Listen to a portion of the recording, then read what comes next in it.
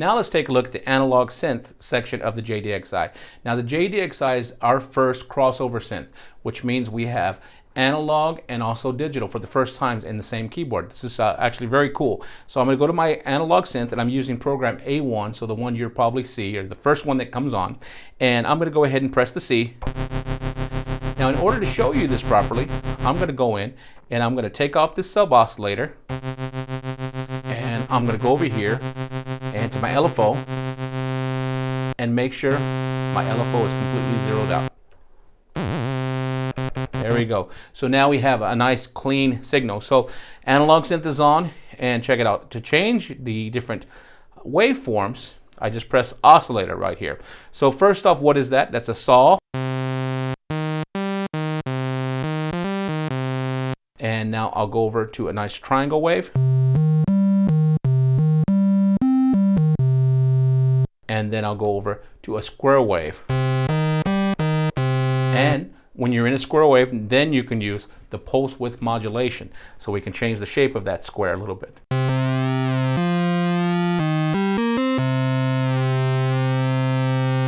Now some of you out there might say, hey, you have the saw wave, the triangle wave, and the square wave pulse width modulation, but where's the sine wave? So here's what I'm going to do. Go to oscillator, select triangle, and I'm going to use my analog low pass filter and smooth out that triangle. And now you have your sine wave. So that's pretty cool. Now let's go back over to the saw wave. So we have this guy here.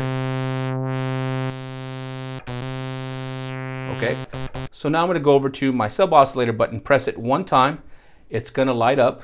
And when it's solid like that, that means the sub oscillator is down one octave.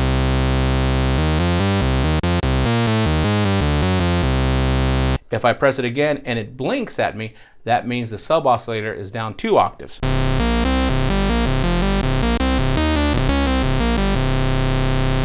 So as you can see, very easy to program and choose your different waveform inside the analog section of the JDXI. I'm going to go ahead and take that sub oscillator off, and now we'll go over into the filter area.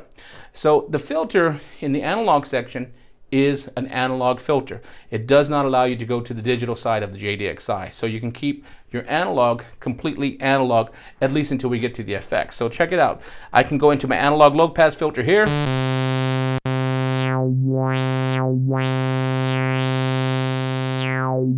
it squill a little bit.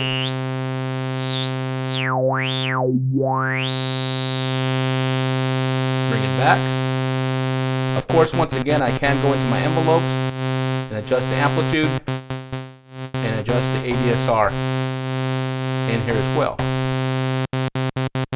Now, if you wanted to go ahead and send the JDXI, the analog waveforms to maybe a modular system, you can go ahead and just turn off that analog low pass filter and just run this into a modular system, and that way you'll have a completely analog path.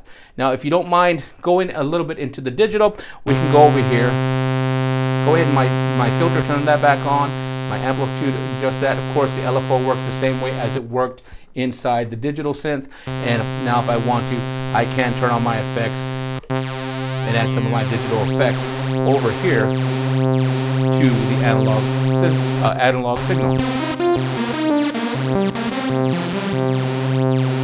So as you see, using the analog section of the JDXI is very easy. So make sure you try this out. Have fun coming up with new sounds inside the JDXI in its analog section.